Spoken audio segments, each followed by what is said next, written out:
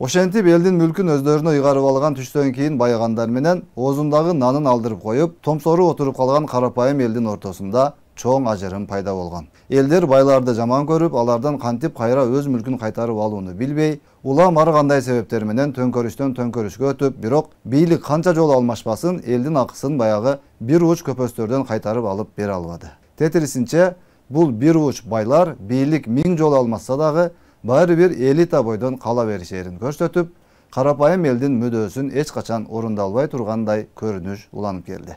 Бийлик алмаша берди, биринен бири мен кыйынмын деп келе берди, бирок иш жүзүндө баягы эле 300дөй үй бүлө Кыргызстанды каалагандай калчай берди.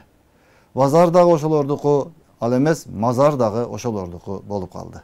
Мамлекеттик кызматтарда эми айтпай эле койсо болот. Кызарган жердин баары ошолорго тиешелүү болуп, карапайым элибизде жашоо үчүн бир гана жол калды. Алда болсо Россиялап, талаалап, миграцияга кетип, үй бүлөсүн багып, эптеп тиричилигин өткөрмөй. Ал эми элдин таламын талашып чыккандарды болсо, ал өздөрүн Кыргыздын элитасы деп атап алган байманаптар бийлигине таянып, камап, коркутуп, куугунтуктап, кысып же шайлоодон өткөрбөй же бир жарытылуу кызматка койбой келишти. Мына дал ошол системага каршы аракет кылгандардын сап башында Камчыбек Ташиев жана Садыр Жапаров бар болчу. Муну элдин баары билип турду. Бирок акыры бул күндөр дагы аягына чыккандай болуп, 2020-жылы Ташиев, Жапаровтар бийликке келип, эми баягы байманаптардын доору бүтсө керек деген үмүттө элдин баары карап турду.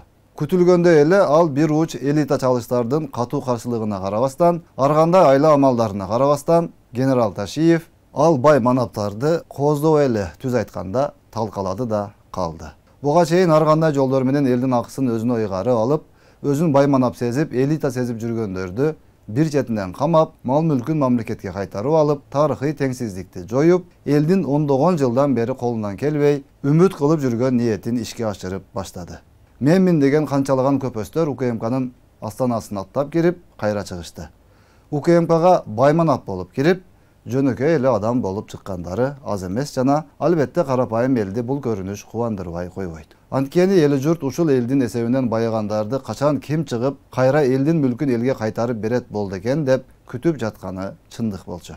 Арам жолдор менен байыгандардын доору бүтүп баратканы бүгүн Кыргызстан элин гана эмес, коңшу өлкөлөрдүн дагы жашоочуларын суктандырып турган учуру. Ошол байманаптардан кайтарып алынган элдин акысына баарыбыз көрүп турган мектептер, балдар бакчалары, жолдор, стадиондор, ооруканалар, үйлөр, аэропорттор жана башка курулуштар курулуп, айлык майыналар, социалдык төлөмдөр көбөйтүлүп бериле баштады. Кумтөр баш болгон канчалаган акчалуу жерлер бүгүн эми кайсыл бир ууру кесектердин эмес, накта Кыргыз элинин байлыгы болуп кайра катталып отурат. Бирок кызыгы Садыр Жапаров менен Камчыбек Ташиевдин ушул саясатына дагы каршы чыгып, тетири сүйлөгөндөрдүн бар болуп жатканы. Мейли эми байманаптарды алардын тууган уруктарынга туура түшүнсөк болот. Алар эми басып жаткан байлыгынан ажырап, ичи күйүп өлүп атканы турган сөз. А бирок алардын таламын талашып, тетири сүйлөп жаткан кээ бир карапайым эле адамдарга таң каласың. Өзү ушул байманаптардын айынан итке минип калган араң жашоосун кечирет дагы, анан ошол байманаптарды талкалап, мүлкүн элге кайтарып алып берип жатса, сүйүнүп, колдоп, кубаттагандын ордуна нааразы болуп, ойду тоону сүйлөп жатканына таң каласың.